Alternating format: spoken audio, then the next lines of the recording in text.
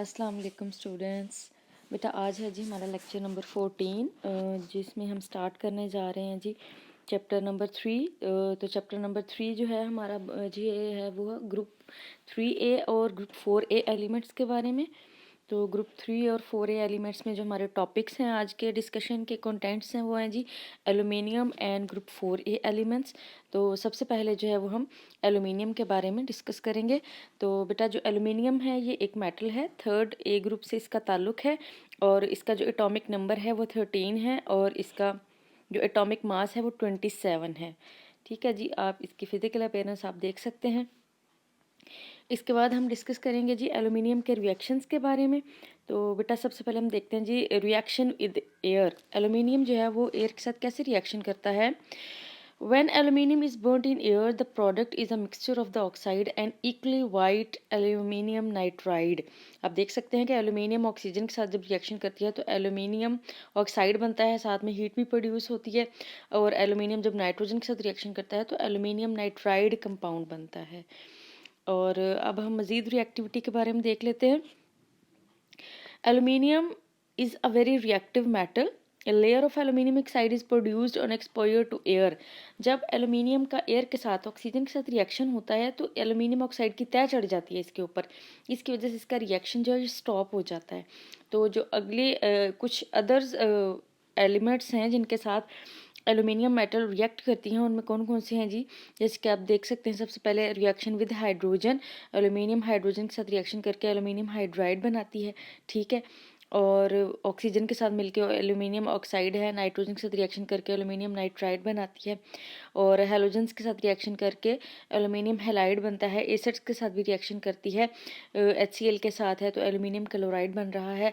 और action of alkalis जो है वो कैसे होता है जो एल्यूमिनियम के ऊपर सोडियम हाइड्रोक्साइड के साथ रिएक्शन करवाया जाए और वाटर की मौजूदगी में, तो ये कंपाउंड्स जो हैं ये आपके पास बनते हैं। तो एल्यूमिनियम जो है ये एक रिएक्टिव मेटल है और डिफरेंट कंपाउंड्स एलिमेंट्स के साथ रिएक्शन शो करती है। इसके बाद हम बात करते हैं reaction between aluminium and sulphuric acid. तो आप देख सकते हैं ये हमारे पास सल्फ्यूरिक एसिड है और ये एल्युमिनियम मेटल है। इन दोनों का जब आपस में रिएक्शन होता है कंटेनर में तो किस तरह के प्रोडक्ट्स बन सकती हैं। आप देख सकते हैं कि जो एल्युमिनियम है सल्फ्यूरिक एसिड के साथ मिलके एल्युमिनियम सल्फेट बनाता है। ठीक है, साथ में हाइड्रोजन गैस रिलीज हुई है।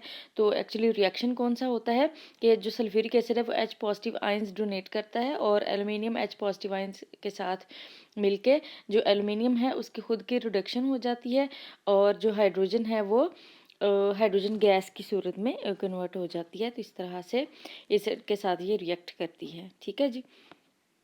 और अगर हम एल्युमिनियम के ऑक्साइड्स की बात करें तो एल्युमिनियम जो है ये एम्फोटेरिक ऑक्साइड्स बनाती है। एम्फोटेरिक ऑक्साइड से क्या मुराद है कि ये दोगला रवैया जो है ये शो करती है। ये किस तरह से हम बात करेंगे, पहले हम देखते हैं जो एल्युमिनियम का ऑक्साइड है उसका रिएक्शन एक एसिड के साथ जो कि है हमारे पास हाइड्रोक्लोरिक एसिड। ठीक है, तो एल्युमिनियम क्लोराइड जो है बनता है और साथ में वाटर प्रोड्यूस होता है। और अगर हम एल्युमिनियम ऑक्साइड जो है वो अब एज एन एसिड बिहेव करेगा किसके साथ, हाइड्रोक्साइड के साथ, अल्कलीज के साथ। आप देख सकते हैं ये सोडियम हाइड्रोक्साइड है, ये एक बेस है, स्ट्रॉन्ग बेस है। और एल्युमिनियम ऑक्साइड जब इसके साथ रिएक्शन करता है तो सोडियम एल्यूमिनेट सॉल्ट बनता है। और सॉल्ट कब बनता है, जब एक बेस होती है और दूसरा एसिड होता है। तो ये इसका तो हमें कन्फर्म है कि ये बेस है।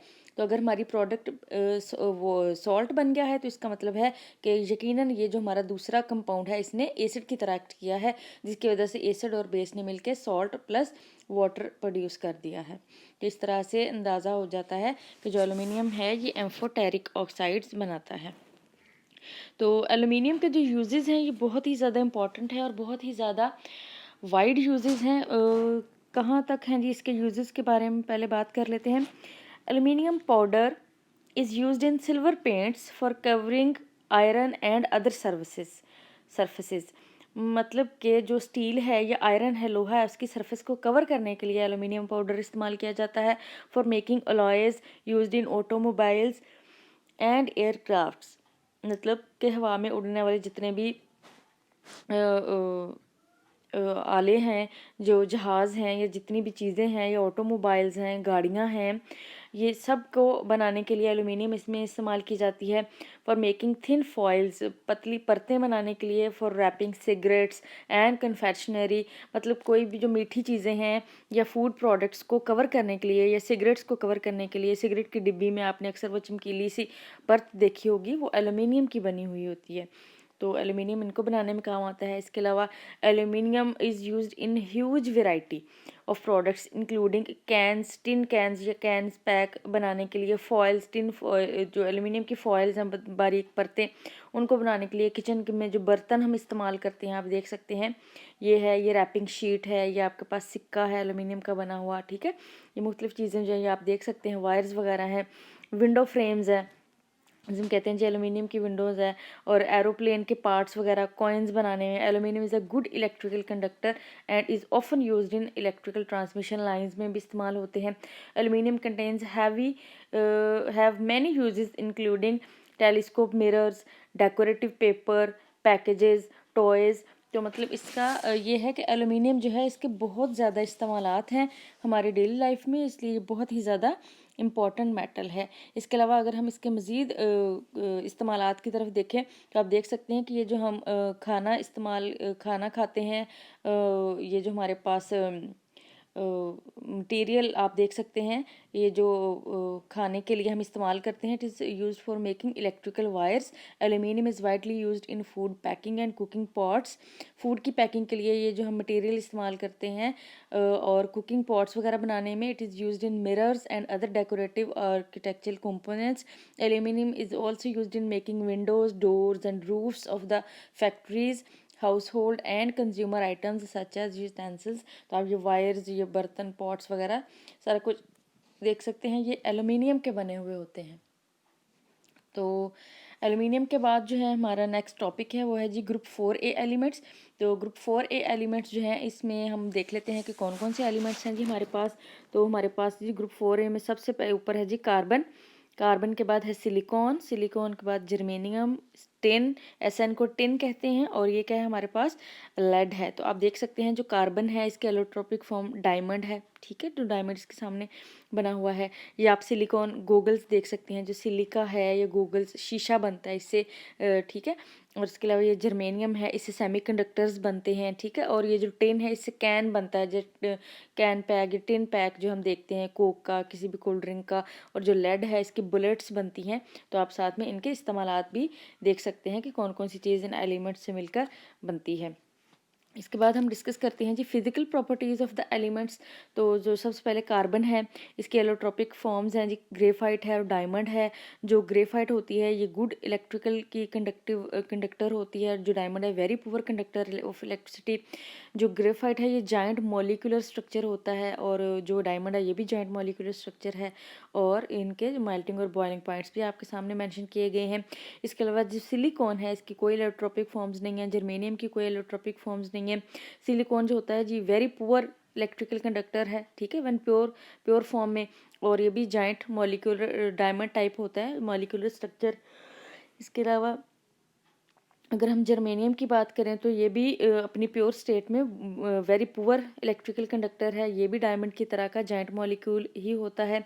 और जो टिन है इसकी दो इलेक्ट्रोपिक फॉर्म्स हैं, वाइट टिन होती है और ग्रे टिन होती है। और जो वाइट टिन है ये गुड इलेक्ट्रिकल कंडक्टर है, जबकि जो ग्रे टिन है ये वेरी पुअर कंडक्टर होता है, ठीक है। तो इनके भी जॉइंट मॉलिक्यूलर स्ट्रक्चर्स होते हैं। जो लेड है, और लेड जो है इसके ये भी गुड इलेक्ट्रिकल कंडक्टर होता है और जॉइंट मेटालिक फॉर्म में या मॉलिक्यूलर फॉर्म में पाया जाता है।